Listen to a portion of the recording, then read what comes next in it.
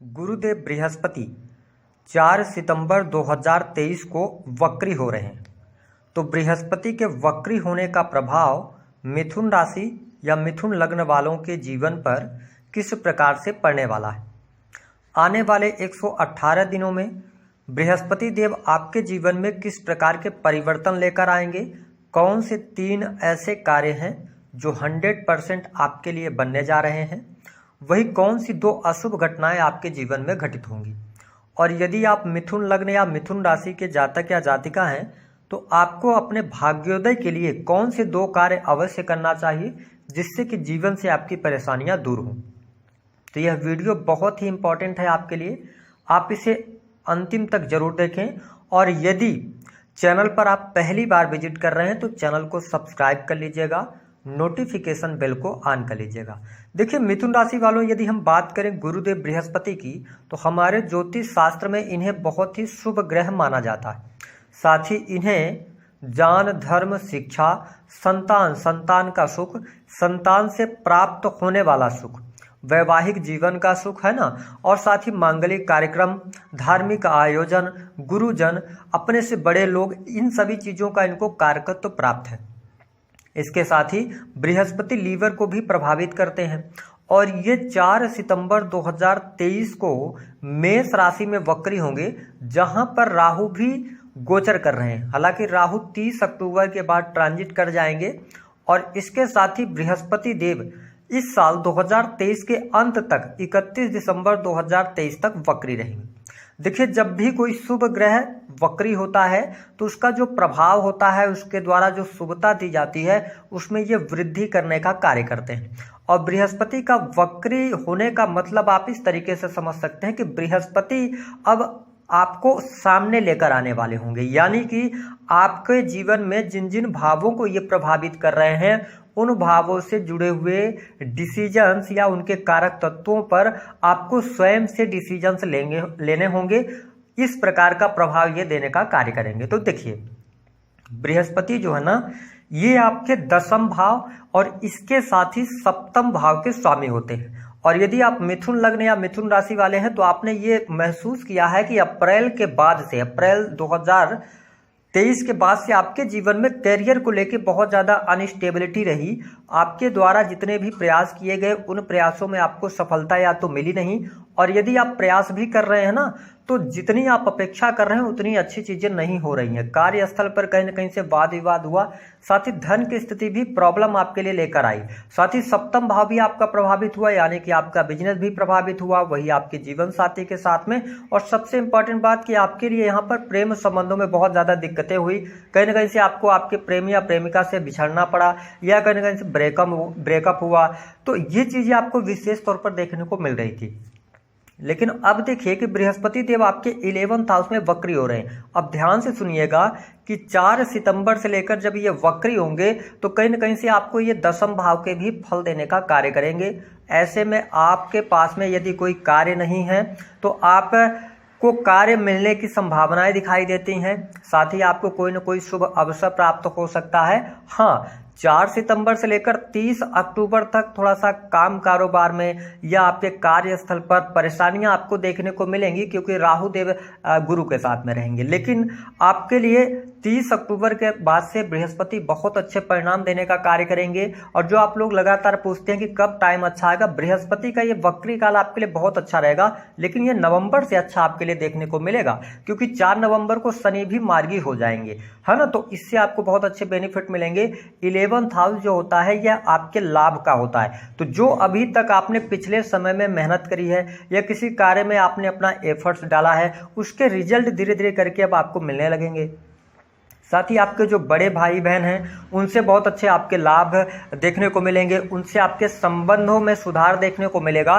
साथ ही बड़े भाई बहन आपके हैं तो उनके करियर को लेकर कोई गुड न्यूज़ मिलेगी। साथ ही आपके लिए घूमने फिरने का मौका भी यहाँ पर प्राप्त होने वाला है। कोई बहुत बड़ी इच्छा थी, मनोकामना थी, वह आपकी पूर्ण हो जाएगी, इस चीज़ को आप मान के चलें। साथ ही आपके इनकम में भी वृद्धि देखने को मिलेगी।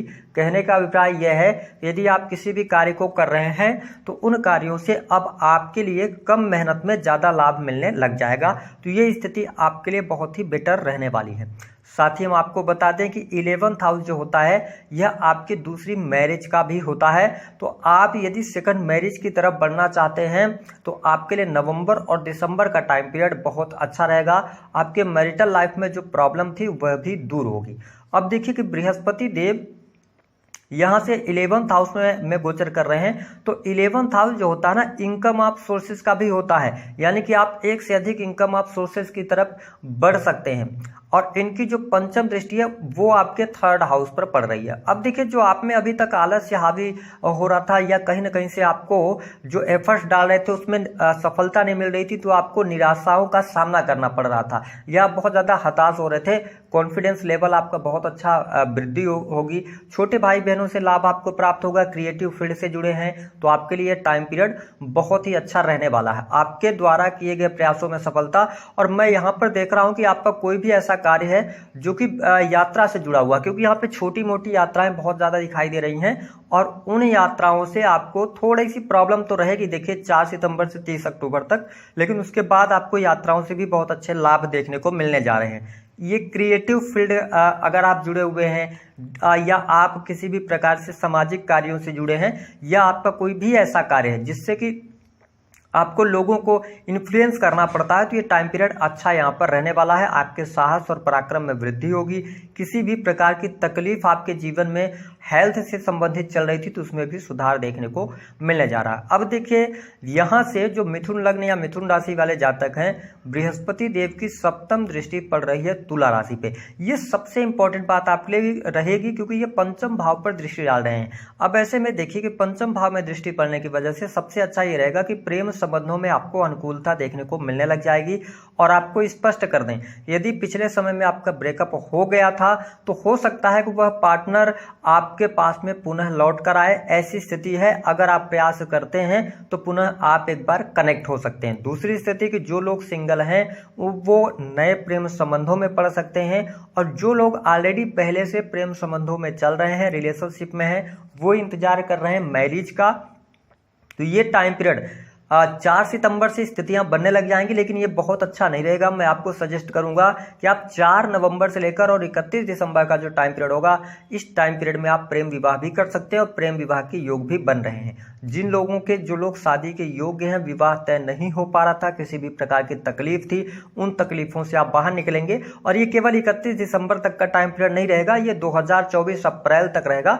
तो आप ये निश्चित तौर पर मान के चलें कि यदि आपकी पत्रिका में शादी के योग हैं तो बहुत अच्छी पत्रिका आपके लिए बन रही है, आपको लाभ मिलेगा। क्यों बन रही है? क्योंकि आपके 7th भाव पर बृहस्पति की दृष्टि पड़ रही है ना। तो हम ये कह सकते हैं कि आपके लिए प्रेम विवाह के भी बहुत अच्छे योग बने हुए हैं। देखिए, विद्यार्थियों के लिए टाइम पीरियड बहुत अच्छा रहेगा।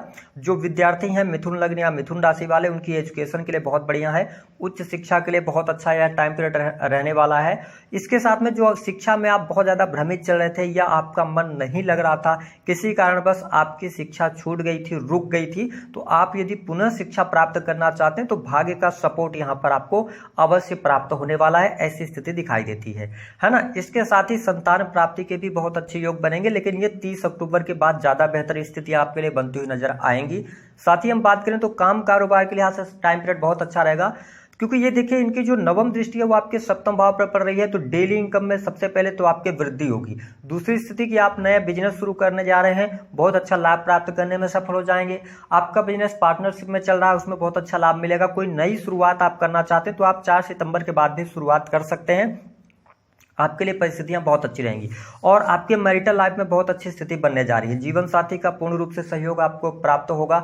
जीवन साथी की हेल्थ को लेकर कोई समस्या थी या उनके करियर में बहुत ज़्यादा प्रॉब्लम्स आ रही थी, तो उन प्रॉब्लम से आप बाहर अवश्य निकलने जा रहे हैं। ये स्थिति आपके लिए बहुत बढ़िया रहेगी। सामाजिक प्रतिष्ठा बढ़ेगी, मान सम्मान की प्राप्ति होगी। अगर हम बात करें नौकरी के लिहाज से, तो अगर आप प्रमोशन वगैरह का इंतजार कर रहे हैं तो देखिए अभी आपको सितंबर और अक्टूबर के महीने में थोड़ा सा इंतजार करना पड़ेगा। नवंबर और दिसंबर का महीना आपके लिए प्रमोशन लेकर आ रहा है, नई नौकरी की संभावनाएं भी दिखा रहा है। इसके साथ ही आपको स्पष्ट कर दें कि जैसे ही राहु का ट्रांजिट होगा आपके लिए विदेश के बहुत अच्छे योग बन जाएंगे, या आप computer technology IT field in sector से जुड़े हैं तो आपको बहुत अच्छे लाभ मिलेंगे। जो लोग अपनी दुकान फैक्ट्री चलाते हैं, इंडस्ट्री चलाते हैं, विशेष तौर पर क्रिएटिव फील्ड से जुड़े हैं या फिल्मी दुनिया के अंदर कार्य कर रहे हैं, पर्दे के पीछे कार्य कर रहे हैं, उनके लिए भी टाइम पीरियड बहुत अच्छा रहेगा। यदि आप विदेश जाना चाहते हैं तो देखिए बहुत अच्छी स्थिति बन रही है, विदेश से आपको बहुत अच्छे लाभ मिलेंगे और लंबी दूरी की यात्राएं भी मैं यहाँ पर देख पा रहा हूँ। हालांकि पिता की हेल्थ को लेकर थोड़ी सी समस्या रह सकती है, लेकिन पैतृक संपत्ति से आपको लाभ मिलेगा। हम बात कर लेते हैं 3 बड़ी खुशखबरी, जो 3 कार्य आपके बनेंगे। विवाह के योग, विवाह हो जाएगा आपका, दाम्पत्य जीवन में शुभता अनुकूलता देखने को मिलेगी, साथ ही आपकी एजुकेशन में बहुत अच्छी सफलता मिलेगी, कॉम्पिटिटिव एग्जाम में सफलता मिलने के योग बनते हैं।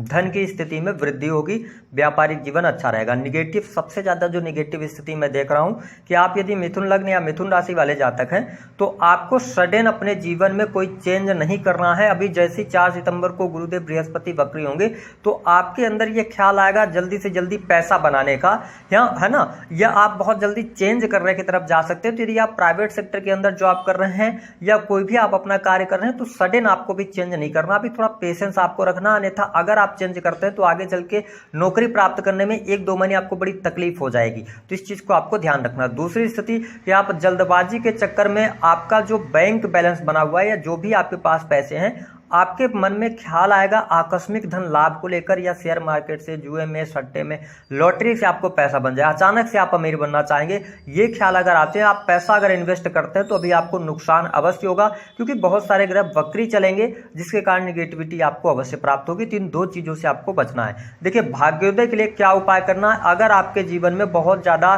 धन की किल्लत चल रही है, यानी आप प्रयास करने पर भी धन नहीं आ रहा, बिल्कुल ब्लॉक हो गया है, तो आपको प्रत्येक मंगलवार के दिन एक पान का पत्ता लेना है और उसमें सिंदूर रखना है और ले जाकर के हनुमान जी के चरणों में अर्पित करना है, और वहीं पर बैठकर एक बार हनुमान चालीसा का पाठ करना है।